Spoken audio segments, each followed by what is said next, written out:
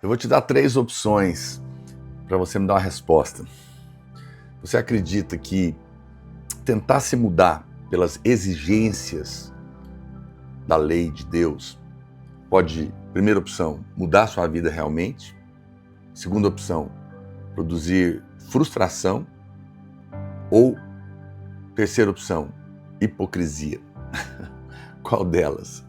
Você quer saber a resposta do que realmente pode mudar a sua vida e a resposta dessas 3 perguntas? Então fica comigo, porque está começando mais um devocional na presença do Pai para abençoar o seu dia. Aleluia. Glória a Deus por isso. Eu disse para você que a lei só pode produzir um desses resultados, né? Porque, na verdade, ou ela vai produzir frustração, se você for uma pessoa sincera, e você realmente tentar guardar aí, eu nem vou falar da lei toda, vamos falar aí dos 10 mandamentos, você tentar mudar a sua vida e cumprir, guardar os 10 mandamentos, se você for uma pessoa sincera, você vai descobrir que você é totalmente incapaz de cumprir um conjunto de regras para ser aprovado diante de Deus e ser abençoado na sua casa, no seu casamento e na sua vida cristã. E vai se tornar uma pessoa frustrada. Ou você vai cair na hipocrisia, que é o quê? Você vai escolher 1 ou 2 mandamentos que talvez você consiga guardar por algum momento, criar mais alguns outros e dizer que guarda. Mas é mentira, porque é impossível ao homem cumprir os mandamentos da lei e ser transformado por ele. Não tem o poder de mudar.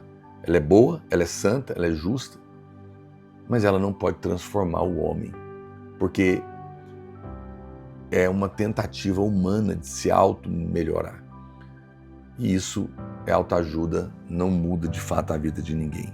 Eu sei que muitos crentes se esforçam para agradar a Deus, cumprindo os seus mandamentos, e eu compreendo perfeitamente, mas essas pessoas, elas precisam admitir que vivem o tempo inteiro com um senso de um profundo fracasso, porque lá no fundo sabem que não estão conseguindo. Elas têm uma sensação de que nunca oram o suficiente, nunca estudam o suficiente, nunca leem a Bíblia o suficiente, nunca fazem o bem o suficiente, não são fiéis o suficiente. Se são pais, também estão sempre com a sensação de que não são bons pais o suficiente. Estão em débito todo o tempo, e isso é muito pesado, gente. Então essas pessoas, se elas forem sinceras, elas reconhecerão que vivem exatamente esse tipo de vida. E que isso é muito pesado e que isso não é vida cristã. É preciso muito mais do que isso.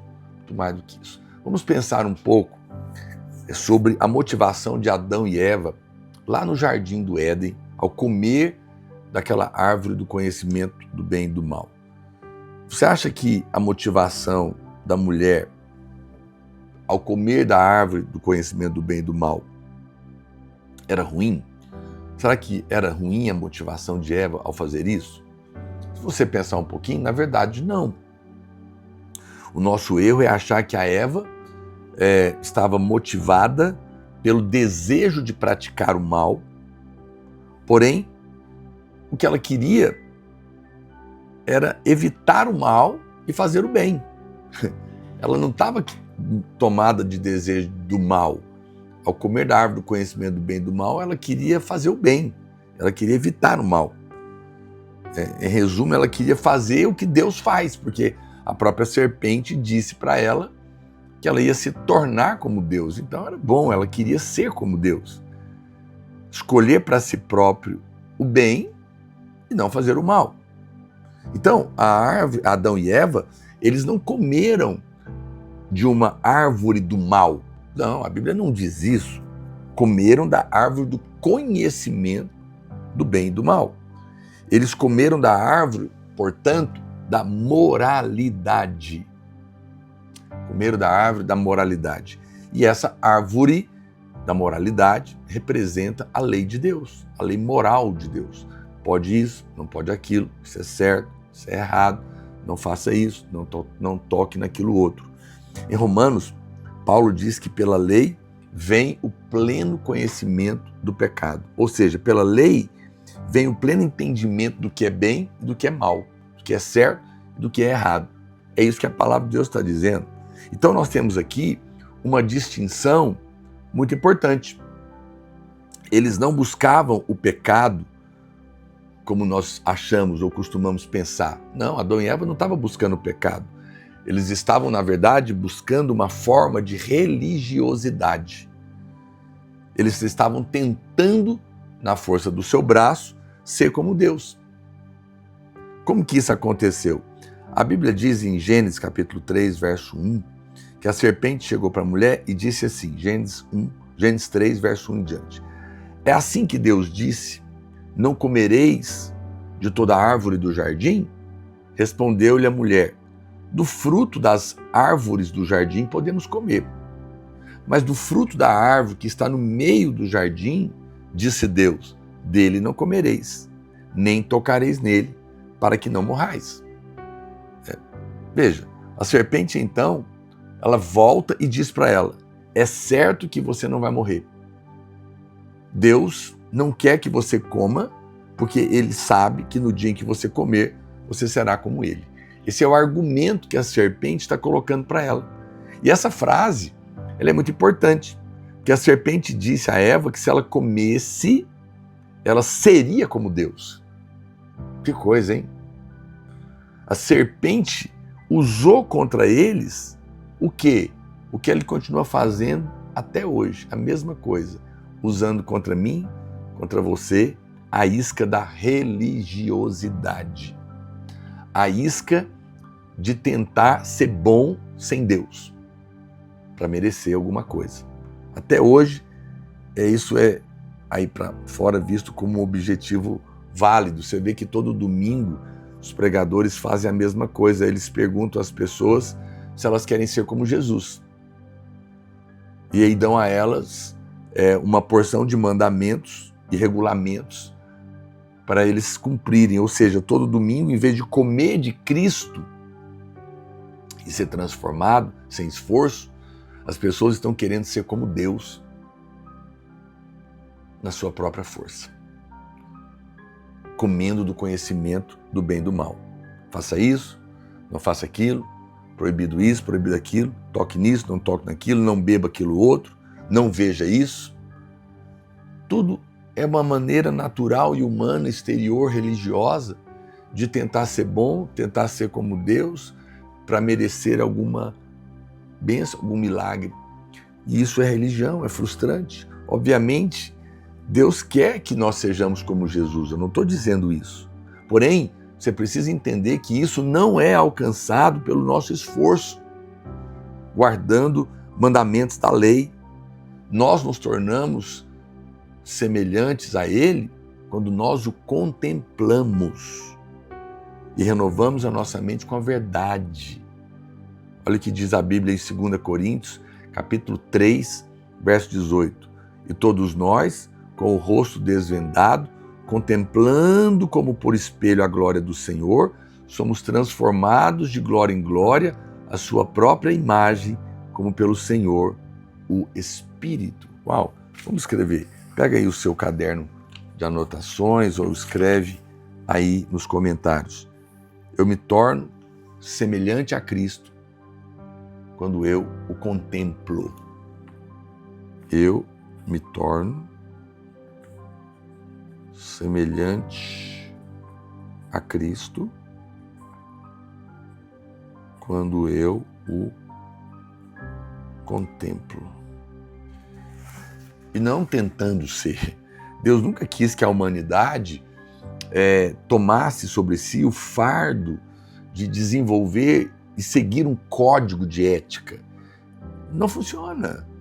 É muita coisa. É pesado. Não vamos cumprir. A queda lá no Éden se deveu à astúcia de Satanás em tentar os primeiros humanos a abandonar a Deus e tentar ser bom e merecer escolhendo o esforço humano. E ele continua tentando fazer a mesma coisa hoje. Adão e Eva rejeitaram a confiança que tinham no caminho de Deus e optaram por substituí-la pela moralidade. O desejo de criar um sistema próprio de certo e errado foi um erro fatal.